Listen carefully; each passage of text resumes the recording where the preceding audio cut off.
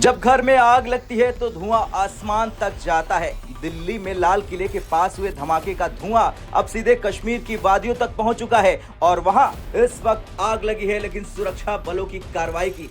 जी हां, कश्मीर में सेना घर घर घुस रही है, OWG के घर घुस रही है, यानी ओवरग्राउंड वर्कर्स के घर घुस रही है। ताबड़तोड़ छापेमारी हो रही है और जो निकल कर सामने आ रहा वो पूरे देश नहीं बल्कि पूरी दुनिया को चौंका देने वाला है। दिल्ली रेड फोर्ट के पास ब्लास्ट के बाद सुरक्षा एजेंसियों ने तुरंत कश्मीर का रुख किया, क्योंकि धमाके के मास्टरमाइंड डॉक्टर उमर नबी के तार सीधे कश्मीर से जुड़े पाए गए। और फिर क्या था, कश्मीर में सेना ने एक के बाद एक ऑपरेशन शुरू कर दिए। सुबह से लेकर आधी रात तक 200 से ज्यादा लोकेशनों पर छापेमारी की। घर के दरवाजे खोले जा रहे हैं, लोगों को बाहर निकाला जा रहा और जिन घरों में सेना घुसी वहां से निकली ऐसी चीजें जिसने सबको हैरान कर दिया। सूत्रों के मुताबिक इन घरों में प्रतिबंधित संगठनों के दस्तावेज, डिजिटल गैजेट, सिम कार्ड और खतरनाक विस्फोटक सामग्री बरामद हुई। कई घरों में फंडिंग रसीदें और पाकिस्तानी नोट्स तक मिले हैं। सेना ने कई लोगों को हिरासत में लिया, सभी से पूछताछ की जा रही है। ये कार्रवाई फिलहाल जमात इस्लामी के ठिकानों पर सबसे ज्यादा केंद्रित है, क्योंकि पकड़ा गया मौलवी इरफान,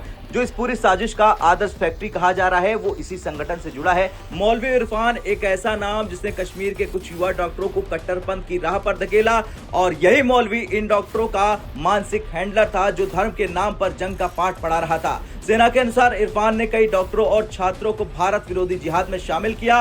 ये वही जमात इस्लामी है जिसने बांग्लादेश में शेख हसीना सरकार के खिलाफ विद्रोह की साजिश रची थी और अब यही जमात पाकिस्तान के इशारे पर भारत को अस्थिर करने की कोशिश कर रही है। अब आते हैं एक और चौंकाने वाले पहलू पर। दिल्ली धमाके के संदिग्ध डॉक्टरों का फरीदाबाद कनेक्शन। जिन डॉक्टरों को गिरफ्तार किया गया वो सभी फरीदाबाद की अल फलाह यूनिवर्सिटी से जुड़े हैं। यहाँ पर पढ़े लिखे युवाओं को कट्टरपंथ की राह पर मोड़ने का काम किया जा रहा था।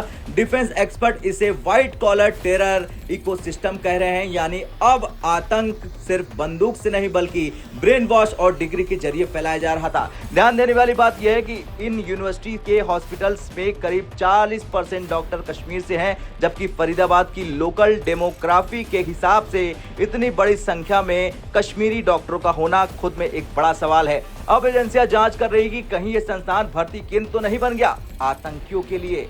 भारत के खुफिया विभागों का कहना है कि पाकिस्तान के आतंकी संगठन अब कॉलेजों और यूनिवर्सिटीज को निशाना बना रहे। पहले ये बांग्लादेशी कैंपों में सक्रिय थे, अब भारत की यूनिवर्सिटीज में घुसपैठ कर चुके हैं। मकसद साफ है, पढ़े लिखे युवाओं को इंटेलेक्चुअल जिहाद में झोंक देना। फरीदाबाद का केस इसका ताजा उदाहरण है, जहां डॉक्टर उमर और उसके साथी इसी नेटवर्क के जरिए आतंक की राह पर चल रहे थे। कश्मीर में अब सेना जीरो टॉलरेंस नीति पर काम कर रही है। जमात इस्लामी के ठिकाने पर लगातार छापे पड़ रहे हैं।